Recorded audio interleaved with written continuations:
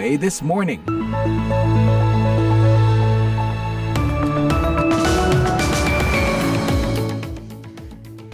Halo pendengar VOA, senang sekali kita berjumpa lagi dalam VOA This Morning pada minggu kedua bulan Oktober. Aduh, cepat sekali ya, Oktober juga hampir berlalu. Kami yang tinggal di pantai timur Amerika sudah merasakan dingin nih karena musim gugur sudah tiba dan sebagian daun-daun berguguran sebelum berubah dengan warna-warni yang indah. Baiklah pendengar, kami mulai VOA This Morning ini bersama saya Puspita Sariwati. Redaksi kami telah menyiapkan berbagai laporan, di antaranya Amerika mengirim sepucuk surat ke Israel menuntut agar Israel segera menyalurkan bantuan kemanusiaan ke Gaza. The land routes are the most effective way to get aid flowing to the civilians that need it most. Pertemuan pertama Uni Eropa dan 6 negara Teluk dibayangi gejolak di Timur Tengah. Today's summit comes at a critical moment. Conflicts around us demand urgent responses. Jangan lupa pendengar, Anda juga dapat mendengarkan VOA This Morning ini secara live streaming di www.voaindonesia.com atau kapan saja di platform podcast langganan Anda seperti Spotify, YouTube Podcast, atau Apple Podcast. Kini kami sampaikan dulu berita dunia bersama rekan Karlina Amkas. Selamat pagi, para pemimpin Uni Eropa dan 6 negara Teluk bertemu untuk pertemuan puncak perdana pada Rabu. Mereka membahas situasi di Timur Tengah dan kesulitan untuk menyatukan sikap mengenai perang di Ukraina dan hubungan dengan Rusia. Perdana Menteri Belgia, Alexander De Croo, mengatakan bahwa pertemuan puncak itu sudah lama tertunda. Ia menambahkan bahwa hubungan ekonomi antara Uni Eropa dan negara-negara Teluk perlu diperkuat. Mereka memiliki potensi untuk dikembangkan lebih jauh, imbuhnya. Para pejabat mengatakan, Uni Eropa juga akan mengangkat isu-isu hak asasi manusia dengan pemimpin negara Teluk yang mencakup putra mahkota Arab Saudi Mohammed bin Salman.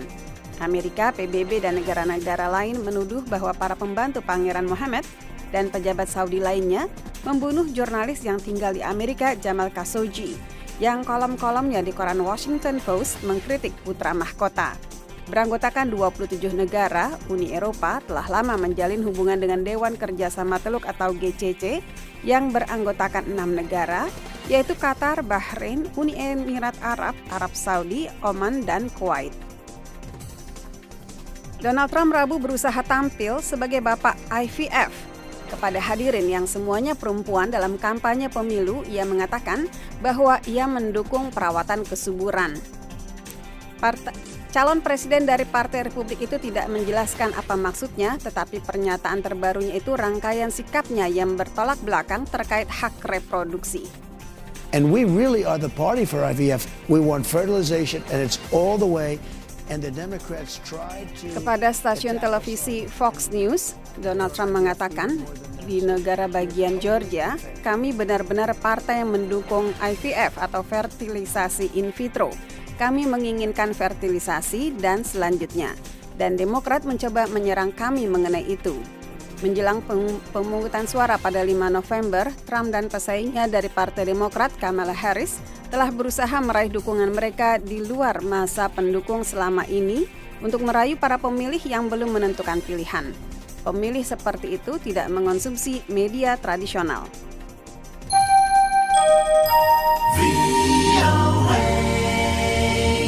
Pada usia 100 tahun 15 hari, mantan Presiden Amerika Jimmy Carter Rabu memberikan suara dalam pemilu. Keinginannya berumur panjang untuk mendukung Kamala Harris dalam pemilu kali ini tercapai. Mantan presiden dari Partai Demokrat tersebut memberikan suara melalui surat, kata Carter Center. Ini adalah lembaga nirlaba yang dibentuk Carter setelah meninggalkan Gedung Putih pada 1981 untuk mewujudkan visinya tentang diplomasi dunia. Carter memberikan suara sewaktu negara bagian asalnya, Georgia, tempat ia dirawat karena penyakit tua, menggelar pemungutan suara awal. Ia telah memberitahu keluarganya awal tahun ini bahwa berumur panjang untuk memilih Harris dan membantu mengalahkan saingannya dari Partai Republik, Donald Trump, lebih penting baginya daripada ulang tahunnya yang ke-100. menurut surat kabar Atlanta Journal-Constitution. Carter menjadi mantan Presiden Amerika pertama yang mencapai usia 100 tahun. Presiden Joe Biden akan berkunjung ke Jerman Kamis. Pada minggu pertama Desember nanti, ia akan ke Angola. Jadwal yang ditunda supaya tetap di Washington untuk memantau respons federal terhadap badai Milton yang melanda Florida. Juru bicara Gedung Putih, Karine Jean-Pierre, mengatakan, The president really wanted to make sure to go to Germany to thank Chancellor Scholz directly. Perjalanan ini penting bagi Biden, terutama karena bantuan Jerman dalam pertukaran sandera yang rumit dengan Rusia. Presiden benar-benar ingin memastikan untuk pergi ke Jerman guna mengucapkan terima kasih langsung kepada Kanselir Scholz, katanya. Selain dukungan kuatnya bagi Ukraina, Scholz berperan penting dalam membantu membebaskan reporter Wall Street Journal Ivan Gershkovich, eksekutif keamanan perusahaan Paul Whelan, dan lainnya dari penjara Rusia dalam pertukaran tahanan multinasional. Nisa warga Dipura, pengelola pesantren Atorik di Garut, Jawa Barat, pada Rabu menjadi salah seorang penerima anugerah bergengsi FAO Heroes atau pahlawan pangan dari Badan PBB Urusan Pangan Dunia, Food and Agriculture Organization (FAO).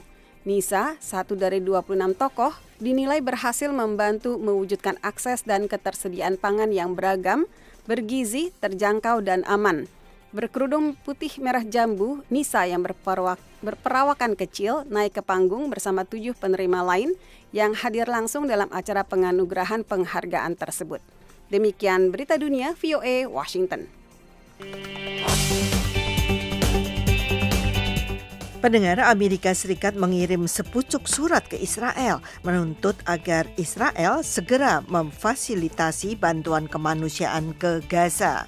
Surat itu yang menurut Pentagon dimaksudkan untuk dirahasiakan muncul ketika sistem pertahanan anti-rudal canggih Amerika yang dikenal sebagai Terminal High Altitude Area Defense atau THAAD mulai tiba di Israel untuk mempertahankan diri dari serangan pada masa mendatang.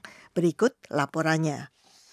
Seiring dengan memburuknya situasi kemanusiaan di Gaza, Menteri Luar Negeri Amerika Antony Blinken dan Menteri Pertahanan Lloyd Austin mengirim sepucuk surat kepada Israel yang menyuruhkan komitmen konkret untuk memperbaiki situasi kemanusiaan dalam waktu 30 hari. Kegagalan untuk melakukannya, kata mereka, dapat memiliki implikasi bagi kebijakan Amerika. Terkait isi surat itu, juru bicara Departemen Luar Negeri Amerika Matthew Miller mengatakan, The Secretary, along with Secretary Austin, thought it was appropriate to make clear to the government of Israel that Menteri Luar Negeri bersama Menteri Pertahanan Austin merasa sudah tepat untuk menjelaskan kepada pemerintah Israel bahwa ada perubahan yang perlu mereka lakukan lagi untuk memastikan tingkat bantuan yang masuk ke Gaza kembali meningkat dari tingkat yang sangat rendah seperti saat ini. Menurut Amerika, permintaan serupa telah dikirimkan ke Israel pada bulan April yang menyebabkan peningkatan bantuan kemanusiaan ke Gaza. Namun, bantuan tersebut kini turun lebih dari 50% dari jumlah puncaknya. Sabrina Singh, wakil juru bicara Pentagon, menjelaskan, The land routes are the most effective way to get aid flowing to. Jalur darat adalah cara paling efektif untuk mengalirkan bantuan kepada warga sipil yang membutuhkannya. Jadi, tentu saja kami ingin melihat koridor tersebut dibuka. Itulah sesuatu yang terus ditekankan oleh Menteri Pertahanan dalam seruannya. Seperangkat sistem anti-rudal THAAD bersama puluhan tentara Amerika untuk mengoperasikannya mulai tiba di Israel minggu ini. Wakil juru bicara Pentagon Sabrina Singh menambahkan, You've seen our destroyers engage from the sea. This is now a land-based capability. Anda telah melihat kapal perusak kami terlibat dari laut. Sistem senjata anti-rudal yang ini merupakan kemampuan berbasis darat yang akan dapat membantu Israel mempertahankan diri dari serangan rudal balistik lainnya jika Iran memilih untuk menanggapi dengan cara itu. Israel menyatakan tidak menahan bantuan kemanusiaan di Gaza dan menyalahkan Hamas atas kekurangan di wilayah tersebut. Pernyataan itu disampaikan oleh Danny Danon, Duta Besar Israel untuk Perserikatan Bangsa-Bangsa. The problem in Gaza is not lack of aid. Masalah di Gaza bukanlah kurangnya bantuan. Masalahnya adalah Hamas yang membajak bantuan, mencuri, menyimpan, dan menjualnya untuk memberi makan mesin teror mereka sementara warga sipil menderita. Untuk Carla Babb dari VOA Washington DC, saya Leonard Triono. Para pemimpin Uni Eropa dan Teluk telah melangsungkan pertemuan puncak pertamanya yang dilatar belakangi gejolak Timur Tengah dan Ukraina. Berikut laporannya. Para pemimpin Uni Eropa dan 6 negara Teluk pada hari Rabu mengadakan KTT perdana dengan latar belakang gejolak di Timur Tengah dan berupaya menyatukan sikap dalam perang di Ukraina. Sebelum KTT, para pejabat mengatakan kecil kemungkinan tercapainya pernyataan bersama yang kuat. Sebaliknya, para pemimpin Uni Eropa justru membuat komitmen umum untuk meningkatkan kerjasama antara kedua blok tersebut. Presiden Komisi Eropa Ursula von der Leyen mengatakan, Today's summit comes at a critical moment. Conflicts around us demand urgent responses.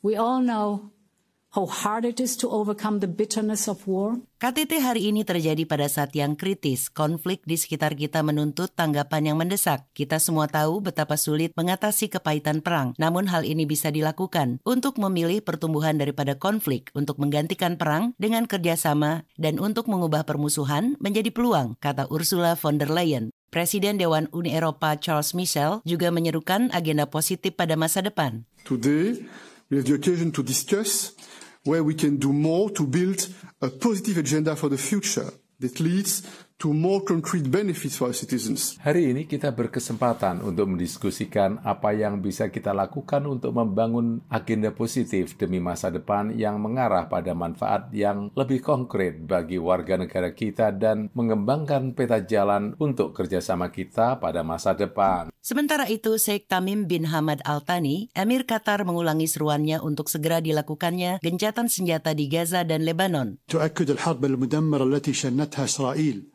ولا تزال على الأراضي الفلسطينية وعلى لبنان وتحول فيها ارتكاب جرائم الحرب إلى روتين مرعب في غياب أي محاسبة دولية. Kita membutuhkan penyelesaian untuk konflik-konflik ini. Kita perlu menemukan solusi untuk perjuangan Palestina berdasarkan legitimasi internasional, berdasarkan perbatasan tahun 1967. Komentar Emir tersebut berbeda dengan negara-negara Uni Eropa yang sudah kesulitan untuk menemukan kesepakatan mengenai perang Israel melawan Hamas dan Hizbullah. Uni Eropa yang beranggotakan 27 negara telah lama menjalin hubungan dengan Dewan Kerjasama Teluk yang beranggotakan 6 negara, termasuk Qatar, Bahrain, Uni Emirat Arab, Arab Saudi, Oman, dan Kuwait. Saya Madioni, VOA.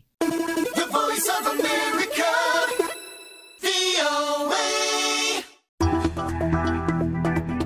Pendengar, seluruh mata di AS kini berfokus pada 7 negara bagian yang paling menentukan atau kerap disebut sebagai battleground states. Meskipun terjadi pergeseran pandangan politik dalam beberapa tahun ini, sebagian besar negara bagian condong memberi dukungan kuat pada satu partai utama yang memenangkan pemilu AS.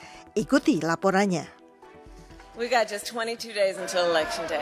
But don't smile because they'll knock that smile off your face. Pendengar, Anda mungkin nggak tahu kalau disebut Nevada, tapi kalau disebut Las Vegas atau Sin City Anda pasti tahu. Ya, Nevada yang berpenduduk 3,1 juta jiwa barangkali paling dikenal karena salah satu kotanya adalah Las Vegas. Pakar demokrasi dan kewiraan di Arizona State University, Profesor Tom Rayleigh mengatakan, But they're a bit of a paradox. I mean, they're seen as perhaps Nevada sedikit paradoks. Maksud saya dalam beberapa hal, Nevada mungkin dipandang sebagai negara bagian liberal karena merupakan negara bagian pertama yang benar-benar mendorong no fault divorce atau perceraian yang tidak mengharuskan salah satu pasangan membuktikan bahwa pasangannya bersalah atas keretakan pernikahan mereka. Beberapa daerah di negara bagian ini memiliki perjudian dan mengizinkan prostitusi. Namun ada juga arus bawah yang dalam beberapa hal sangat konservatif. Dari akhir tahun 1960-an hingga awal tahun 2000-an, Nevada secara konsisten memilih Partai Republik.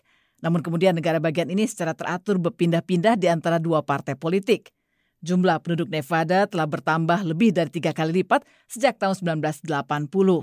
Banyak pendatang baru yang berasal dari California yang umumnya liberal.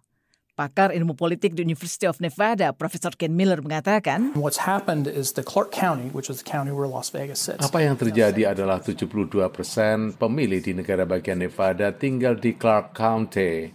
Jadi apa yang telah terjadi di Nevada adalah apa yang dulunya merupakan negara bagian Mountain West yang pedesaan dan kini telah menjadi negara bagian pantai barat yang perkotaan. Para mahasiswa di University of Nevada di Las Vegas menguraikan isu-isu utama mereka.